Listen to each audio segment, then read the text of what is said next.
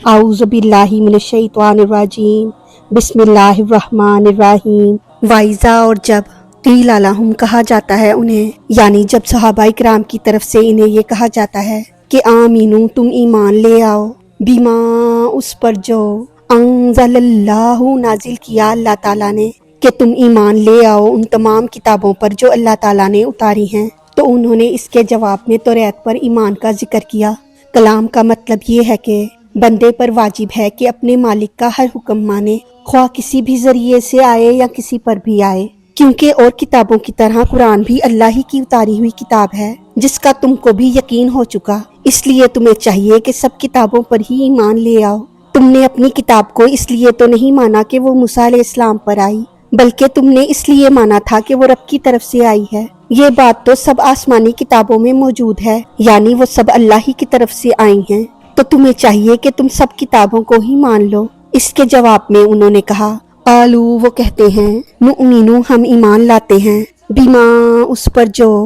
انزلا، جو نازل کیا گیا، علینا، ہم پر، یعنی ہم تو صرف ان کتابوں پر ایمان لاتے ہیں جو ہم پر اتاری گئی ہیں، یعنی جو ہماری جماعت کے انبیاء حضرت موسیٰ علیہ السلام وغیرہ پر کتابیں اور صحیفے اترے، ان کو تو ہم مانتے ہیں۔ کسی نبی پر کتاب کا آنا گویا ساری امت پر آنا ہے، اس لیے انہوں نے علینا کہا، حالانکہ کتاب ان سب پر تو نہ اتری تھی۔ وَيَكْفُرُونَ، اور انکار کرتے ہیں، بما، اس کا جو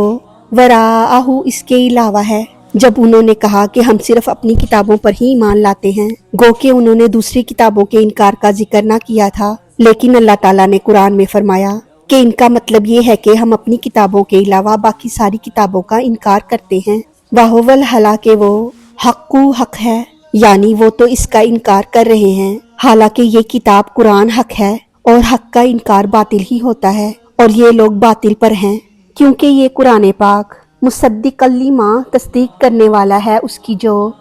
ہوں ان کے پاس ہے، یعنی قرآن ان کی کتاب کو سچا کرنے والا ہے۔ اگر قرآن پاک نہ آتا تو ان کی کتاب غلط ثابت ہوتی، کہ پہلی کتابوں نے اس قرآن کے آنے کی خبر دی تھی، لہٰذا پہلی کتابوں کا ماننا قرآن کے ماننے پر موقوف ہے، اور قرآن پاک کا انکار ساری کتابوں کا انکار ہے۔ قل، فرما دیجئے، اے نبی صلی اللہ علیہ وآلہ وسلم، ان کے اس قول و فعل میں فرق دکھانے اور انہیں یہ بتانے کے لیے کہ یہ لوگ اپنی کتاب کے بھی منکر ہیں، ان سے یہ تو فرما دیجئے کہ اگر تم واقعی اپنی کتاب کے ماننے والے ہو تو فالما، پس کیوں، تقتلون، تم قتل کرتے رہے، انبیاء